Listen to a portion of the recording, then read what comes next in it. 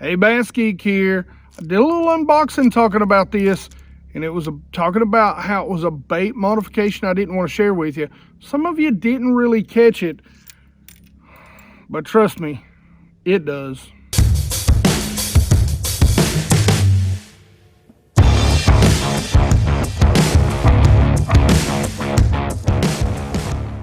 What's happening out there, all you girthy geeks? That's right, I said it, all you girthy geeks. Hey, make sure you go and check out my apparel. Check out my website, bassgeekfishing.com or bassgeek.fishing. Either one will get you there. Check it out. I've got some nice BassGeek hoodies, which this is a canine hoodie right now.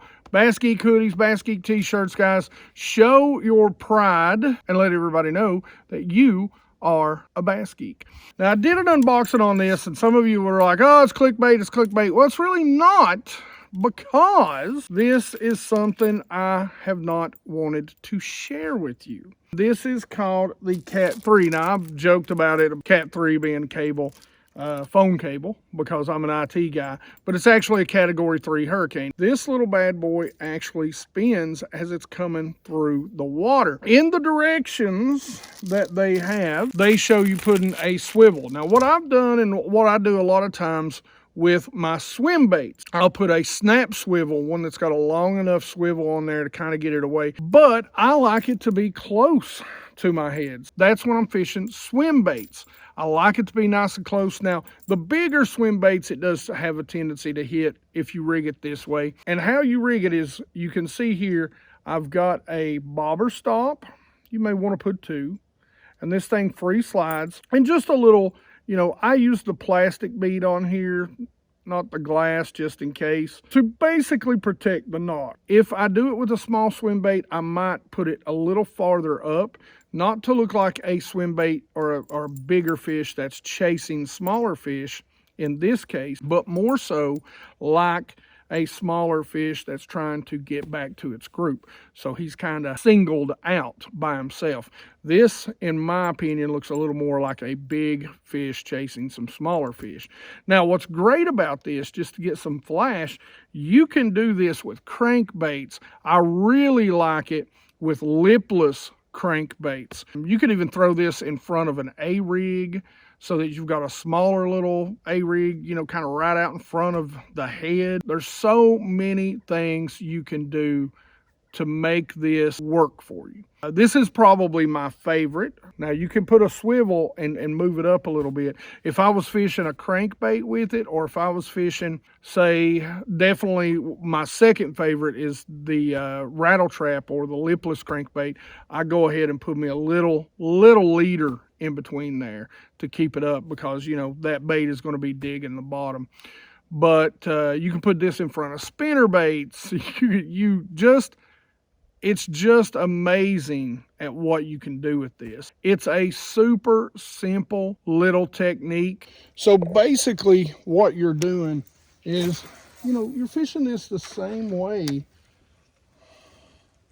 And really, the great thing about this is I really feel that thing spinning down there.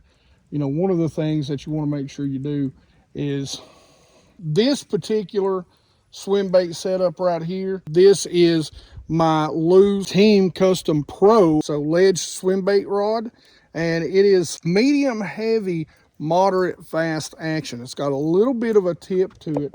I mean, if you can see that, but you can still swing and set the hook pretty well.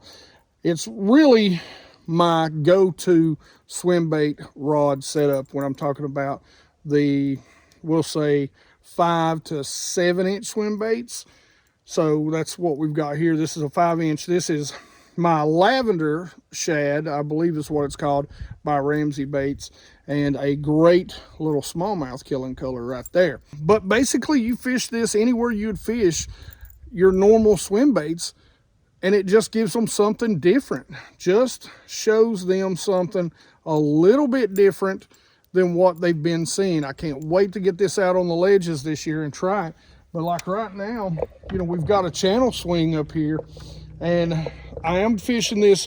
That is a 1/2 ounce head. This is 15-pound test Pro 100 K9 line. So I'm just dropping this on the first drop. I'm letting it sink to the bottom. And then I'm giving it just a pop up to get it going. Just like I fish. If you've seen me fish a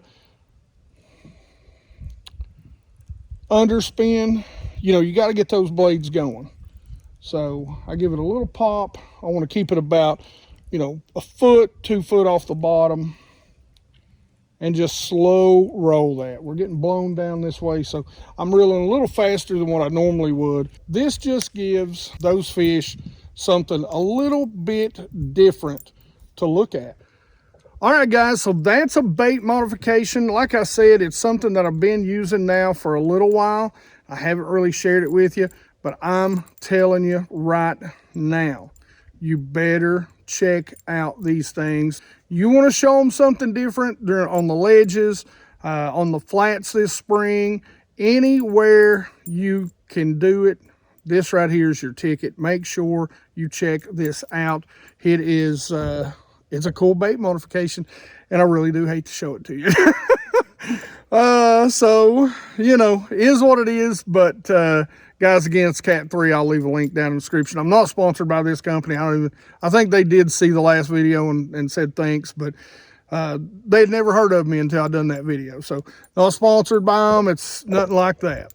It's just something that, you know, I'm always looking to try new things, to do new things, and stretch one of my favorite baits out, which is a swim bait, and make it better.